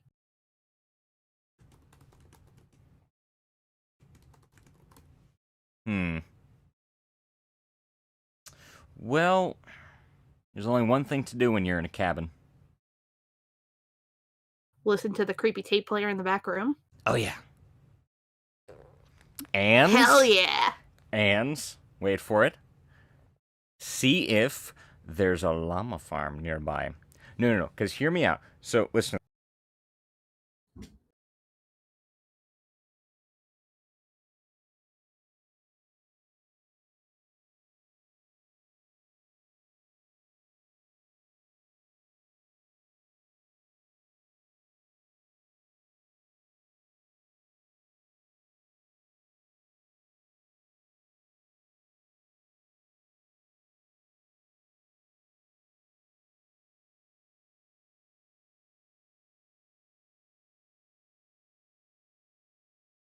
Okay, so I'm just gonna drop the skit thing for a second because OBS decided to not work. So the reason why the little clip I've been trying to play wasn't playing was because at some point it just decided to not play it anymore. So OBS is being a jerk. So anyway, so we were trying to help out a little bit. So we were gonna have Chris on the stream. And then things got in the way and he couldn't come on, so we did this cool little video thing, and he was gonna like take over the signal. And I had a whole video set up for it with little sound effects and him having a voiceover thing. So, what I'm gonna do is I'm just gonna go ahead and pull it onto the main stream. Mainstream. Yeah, I heard it as soon as I said it. I'm just gonna... I regret nothing. I'm gonna try and pull it up on here so y'all can at least see it. Because Chris did put some work into scripting this and advertising his own podcast, which is going to be coming soon. So, I was really hoping we could do it as a skit, but I guess not. Because OBS is rude and gross. Rude. Is this the one? I think this is the one. 13 King Style says, Josh, you broke kayfabe. Also, actually, what I can do so that everyone can hear it, because normally they wouldn't be able to hear it. Or sorry, Boba and Orphan wouldn't be able to hear it, but our audience could. But I'm gonna go ahead and make it so that everyone can hear it. So just give me a second while I fix Discord for that. You fix Discord for that. Discord, yeah, we're doing the Discord. Okay. All right. All right, and I'm just going to add a display capture so I can show the video.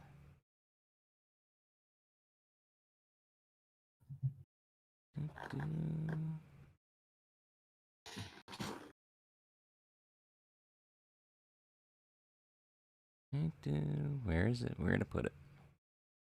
Oh, there it is. All right. Okay.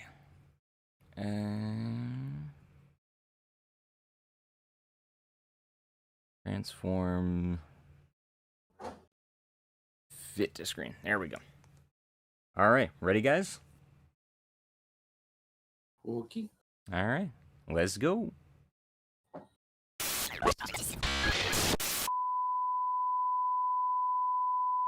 We interrupt this broadcast to bring you an important message from Chris. Good evening. Sorry I had to hijack your signal. It's just business. But it's a great pleasure to announce the launch of a new podcast starring me. It's got opinions, deep thoughts, and moments of occasional whimsy. So stay tuned for the Howard J. Show with Chris, premiering Friday next week at 8 p.m. Eastern Standard Time. Be there. Short, sweet, to the point. I was really hoping we could actually like play that off with the little skit we were doing, but once again, OBS hates me for some reason. OBS hates everybody equally. Don't worry about it. I've actually been having some problems with it recently too. Well, I mean, I'm also like it's working better than it has been, but it's still kind of glitchy because this is a test version. Because the main version is super broken right now. But anyway.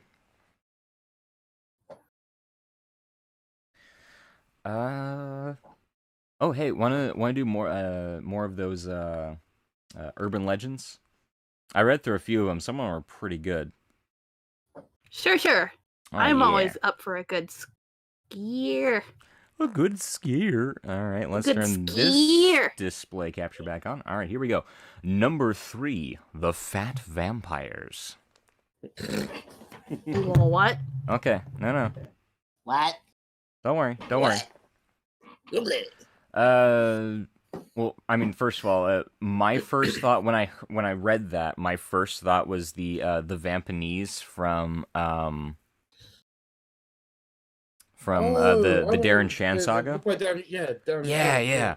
because they were always described as like bloated and purple because they like drained all of their victims and just gorged themselves on blood. Wait, is that series worth reading? I've been thinking about reading it. Yes, it is definitely worth reading. I have not finished it. And I can't remember where I left it off, so I'm probably gonna have to read the whole thing through again. But the first couple books are pretty decent. They're a fun read. But as it gets more and more deep into the story, it just gets so fascinating.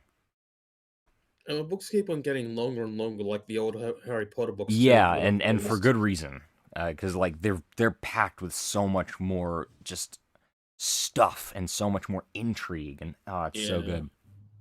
How long is the like how many books are there in the series again? Like fucking Jesus, it's like more than 8 or something, isn't it?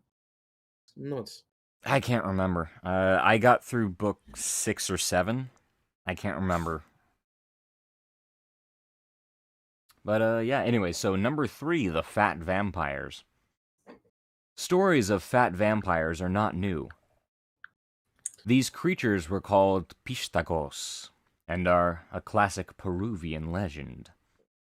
They are known to stalk the night on deserted roads and use their magic to rob travelers of their fat. Recently, the legend has resurfaced due to actual arrests of gang members in Peru who are purported to have been bonking unruly travelers on the head. I'm sorry, the word bonking, that was... Lol. Anyway, been bonking unruly travelers on the head, then taking them to a safe house and rendering them into fat to sell on the black market. Some estimates say that as many as 60 people fell prey to these gangsters before they were caught. Of course, some question the official story, partly because of the attributed murders have not been proven, but mostly because they have trouble believing that there's any kind of market for human fat. It was also considered strange that these men had no interest in selling any of the other, more valuable body parts. Perhaps the answer lies in the legend itself. The pistacos would not have any interest in other organs, and selling the rendered human fat would be a good cover for their true operation, feeding on the fat of the living so they can sustain their undead, immortal existence.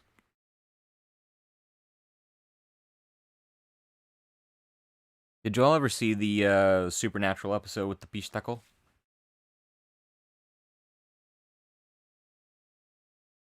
Hello? No. No? All I have to say right now is that's one way to get liposuction. That was actually the kind of the premise of the episode of Supernatural is this like family of pistacos ran like a fat burning spa. And like of course the horror element was like one of them got too greedy and was like actually killing people. It was really, really funny. Well, they aren't going after goats anymore. Nope. Not just goats. Nope. Well, that's the chupacabra, Yeah. also known Wait, as does that the actually goat suck blood? sucker. Okay, so El Chupacabra, known as the goat sucker, is a completely different myth to the pistacos. Just so you know, there is a reason why I asked that. So are you Because asking if the there's- pistacos drank blood or if the chupacabra? The drank- chupacabra was Chupacabra, it, yes, It, it supposedly drank blood. It drained its Okay. victims of all blood. I mixed that up with another story that I heard because I heard that there was a group of people that would visit Mexico and they would call them fat suckers or fat eaters. That's And I that's can't gonna be remember- that's more in line with the pistacos. Yeah, but they weren't called that. And Well, it yeah, wasn't no, like a because that's legend, the it was that's just the kind of an insulting Peruvian. term. Yeah, that's the Peruvian legend. So in Mexico, I don't know what they would have called them. I just know it's not something nice. Probably not. Ooh, fun fact about the chupacabra. So once again, like I said earlier in the stream, I used to work. I played a character at a museum of oddities, and I was playing a cryptozoologist. So I ended up learning a lot of stuff about cryptids, which are like creatures that haven't been discovered by science yet, and El Chupacabra was one of them. And so what's really interesting is that reports of El Chupacabra really didn't start until about the early to mid-90s. It's a very, very recent thing. There are no legends before then of what we would consider the Chupacabra.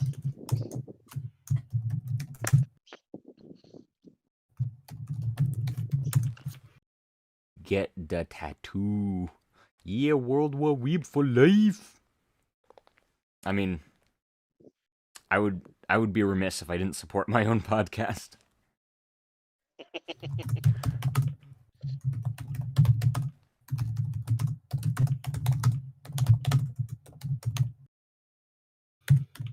Okay, so I'm thinking one more thing before we go.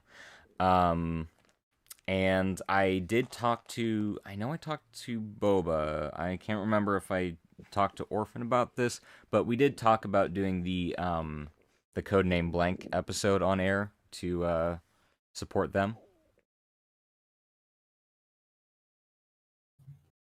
Orphan, did I mention that to you? Only briefly. Briefly? Okay. Yesterday. Yeah. Well, see, what I wanted to do, if we want to do anything else like spoopy wise, we can do that now. And then I wanted to play at least part, if not a whole episode of Codename Blank to kind of bring attention to Codename Blank.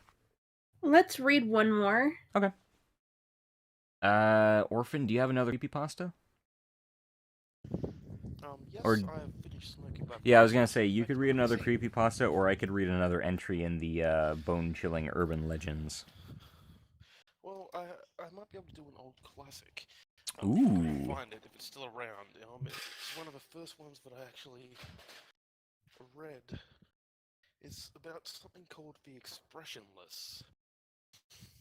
Alrighty then. It's not the best, but it was one of the first that I read, so All right, well, lay it on. Lay it let on me us. get back to my PC.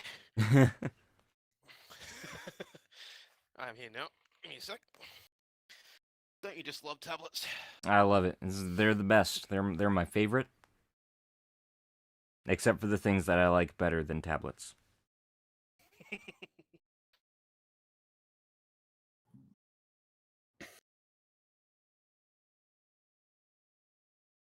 Okay.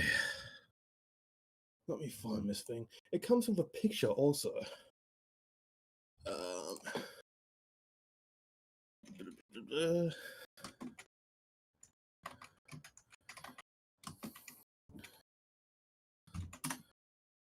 Okay. I have found it.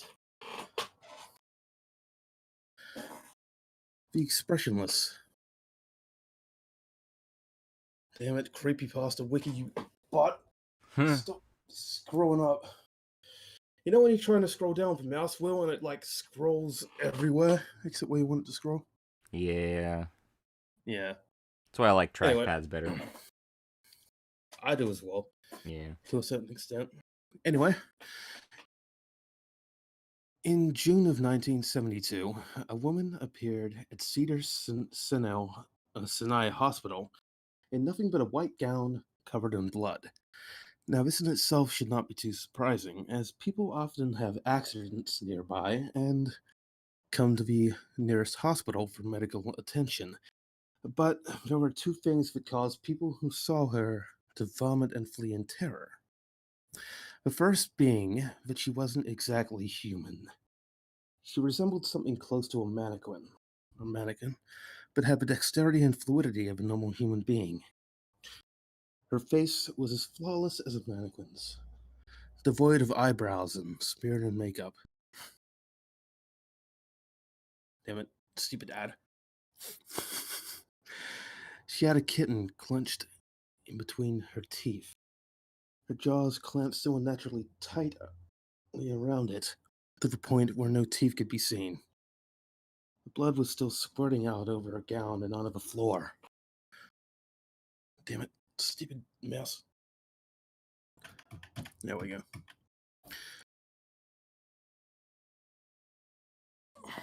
She then pulled it out of her mouth, tossed it aside, and collapsed. From the moment she stepped through the entrance to when she was taken to a hospital room and cleaned up before being prepped for sedation, she was completely calm, expressionless, and motionless.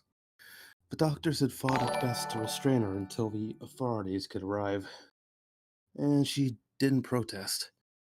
They were unable to get any kind of response from her, and most staff members felt too uncomfortable to look directly at her for more than a few seconds.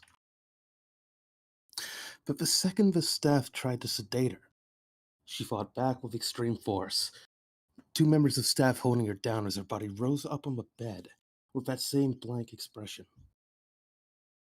She turned her emotionless eyes toward the male doctor and did something unusual. She smiled. As she did, the female doctor screamed and let go out of shock. The woman's mouth was not human. There were no teeth, but long, sharp spikes, too long for her mouth to close fully without causing damage. The male doctor stared back at her for a moment before asking, "What in the hell are you?" She cracked her neck, down her shoulder to observe him, still smiling. There was a long pause. The security being alerted and could be heard coming down the hallway. As he heard them, she darted forward, sinking her teeth into the front of his throat, ripping out his jugular and letting him fall to the floor, gasping for air as he choked on his own blood. She stood up and leaned over him, her face coming dangerously close to his as the life faded from his eyes. She leaned closer and whispered into his ear, "I am God." The doctor's eyes filled with fear as he watched her calmly walk away to greet the security man. His last ever sight would be watching her feast on them one by one. The female doctor who survived the incident named her the Expressionless. There was never a sighting of her again. Mind you, the stilted delivery was from me trying to control the goddamn page. Creepypasta wiki, fix your shit for fuck's god damn it, fix your site. Hey, for all the problems you were having, it was pretty damn good. As I said, it's not the best creepypasta, but it's interesting. It was a good reading of it. Indeed. Let me actually send you the picture, Josh. All right.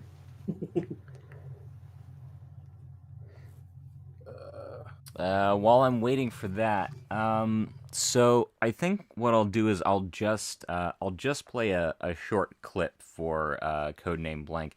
For those of you still watching, I've had the opportunity to work with a few episodes of an audio drama, or an audio comedy, really, called Codename Blank. Now, the episode that I'm going to be featuring here is not one that I am in, so this is not me, like, shilling for myself. This is me shilling for the excellent work that they've been doing on Codename Blank. And I just want you to have an idea of what an episode is like, and hopefully you can go to their website, codenameblank.com, and check out their Patreon, check out all their episodes, because if they can get more funding, then they can make more episodes, and whether I'm in them or not, I think these episodes are bloody hilarious. So, I think I have everything set up. I'm just gonna double check real quick. Yeah, I have everything set up so that both Boba and Orphan and everyone on the stream should be able to hear the audio. So, this is Codename Blank 5, The Other Howard. And I will play about somewhere between 5 and 10 minutes of this 20-minute long episode. My name is Howard Blank. I was just an average Joe until I was shot in the head. The bullet lodged in my brain, inflicting me with amnesia. Now I'm a detective for Global Police Incorporated, a top-secret agency dedicated to protecting the world from evil. Together with my partner Johnny Taco, I'm looking for a missing person. The man I once was.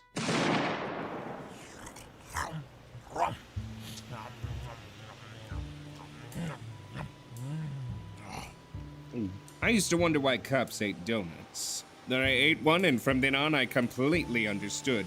These things are delicious. I mean, Johnny, why would somebody make fun of somebody just because they like something? I like donuts, and I'm a cop. Mr. Blank, that's a bagel. What? You're eating a bagel, not a donut. What's the difference? They're both round and have holes. Yeah, but a bagel is sturdier, and donuts have more sugar. And would you really eat chocolate on a bagel? Yes, I'd eat chocolate on anything. Bacon? Yes. Carrots? Yes. Salad? Yes. God. Him too. Okay, we've been here for 4 hours. When is this Detective Godot showing up? Patience is a fruit of the spirit, Johnny. Just like humility, kindness, bananas. You sure this guy's a double agent? No, Johnny, he's a traitor. There's not two of them. Anyway, I spy with my little eyes. We discussed this. We are not playing that again. What, Johnny?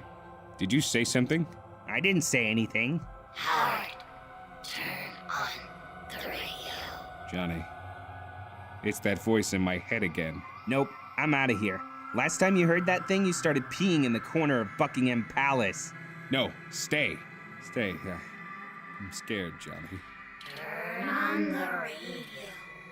Open the floodgates. Let the dam burst, and the memories will return. What is it saying?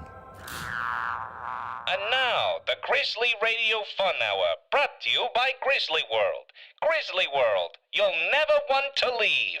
A bit ominous for a theme park. Shh. My name is Howard Blank. I was just an average Joe until I was shot in the head. The bullet lodged in my brain, inflicting me with amnesia. Now, I'm a detective for the American Fight Force, a top-secret agency dedicated to protecting the world from the Nazi menace. Together with my partner, Chang, the Chinese pirate, I'm looking for a missing person. The man I once was. Oh my God. Wait, what's going on here? Howard, Johnny, call the chief. Tell him someone else is gonna have to stake out Godot. We've got a new case. Excuse me, bellboy. He did what? Chief, he's always going on about finding the person he used to be. This is a clue that points him in the right direction. Godot has to wait. I can send another detective to track down Godot, but that's not the point. Detective Blank needs to keep the GPI procedure. Let us investigate it first. It would be a breach of protocol to let an emotionally unstable detective with personal involvement investigate something like this. This is important to him. Detective Taco, I want your and Blank's butts on my desk by tomorrow morning. You catch the next plane back to New York and we can discuss this then. In the meantime, you watch Howard closely. Do you remember what to do in case of a code crossing guard? Yeah, I remember. I'd better see you tomorrow. Mr. Blank, why are you covered in glass? I just broke into the library. You broke into the library? Yeah, but it turns out they're open late on Saturdays. I found this book of radio shows. Check out this page. Starring the fictional character of Howard Blank, Codename Blank was a pulp adventure radio series that ran from 1938 to 1940 and was entered into syndication in 1943. It was produced by Grant Grizzly Studios and created by Orson Welles, the man behind the War of the Worlds radio series and several flops on the silver screen. The sooner we find Orson Welles, the sooner we find out why he stole my life. But this radio show came out before you were even shot. Which means Orson Welles can see the future. I doubt that. Is it so hard to believe someone can see the future? We fought mummies. People dressed as mummies. Talking animals. I'm a talking dinosaur. It's not that strange. Someone just stole a 2,000-ton statue 2 weeks ago. But that was an educational adventure. It's justifiable. If Orson Welles could see the future, he'd see why general audiences don't appreciate his films. Why is that? Because they're stupid. And boring. No, audiences are stupid. Welles is a master director. We are not having the Citizen Kane argument again. 1, Citizen Kane isn't boring. And 2, every movie is boring if you watch it drunk. We're getting off the subject. We need to get to California, break into Grizzly Studios, and find out where Orson Welles is. Alright, I'm gonna cut that off right there. So that is just a taste of what we have with Codename Blank, created by a young man by the name of Brandon Greer. Let me get over to the main page. So, once again, actually, if we do codenameblank.com. So yeah, codenameblank.com. You can follow on Twitter, become a patron. They are absolutely brilliant. Their next episode, which is episode 6, which, yes, I'm actually in, that is coming out on November 5th. So keep your eye out for that. It's been a lot of fun working on this, and I genuinely hope that they get more attention. That being said, before we move on to our subscribe screen, does anyone else have any Halloween themed thing to thing? You know, I'm trying to get back to that autopsy table. You guys keep bringing it back. Oh Lord. I mean, the patient can only handle so much anesthetic. Wait, how much have you given him?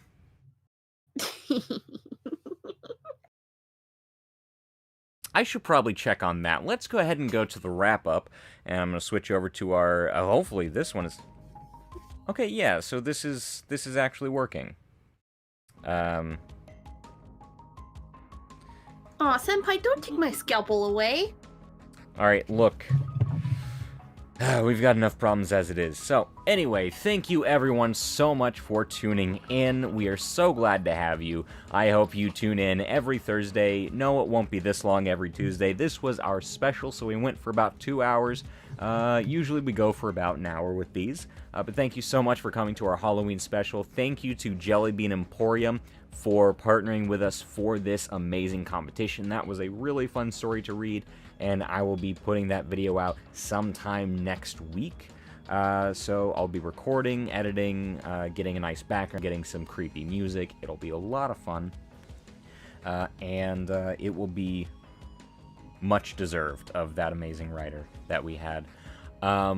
So please come to our Discord, support us on Patreon if you'd like to see more. I would really like to be able to have enough on Patreon to, you know, pay people. But we also have merch in the merch shop. We do have merch. If you go to Teespring, we do have our merch that should be on our Discord, and in the Twitch description we do have our merch. I will be getting the links out to our merch pretty soon here.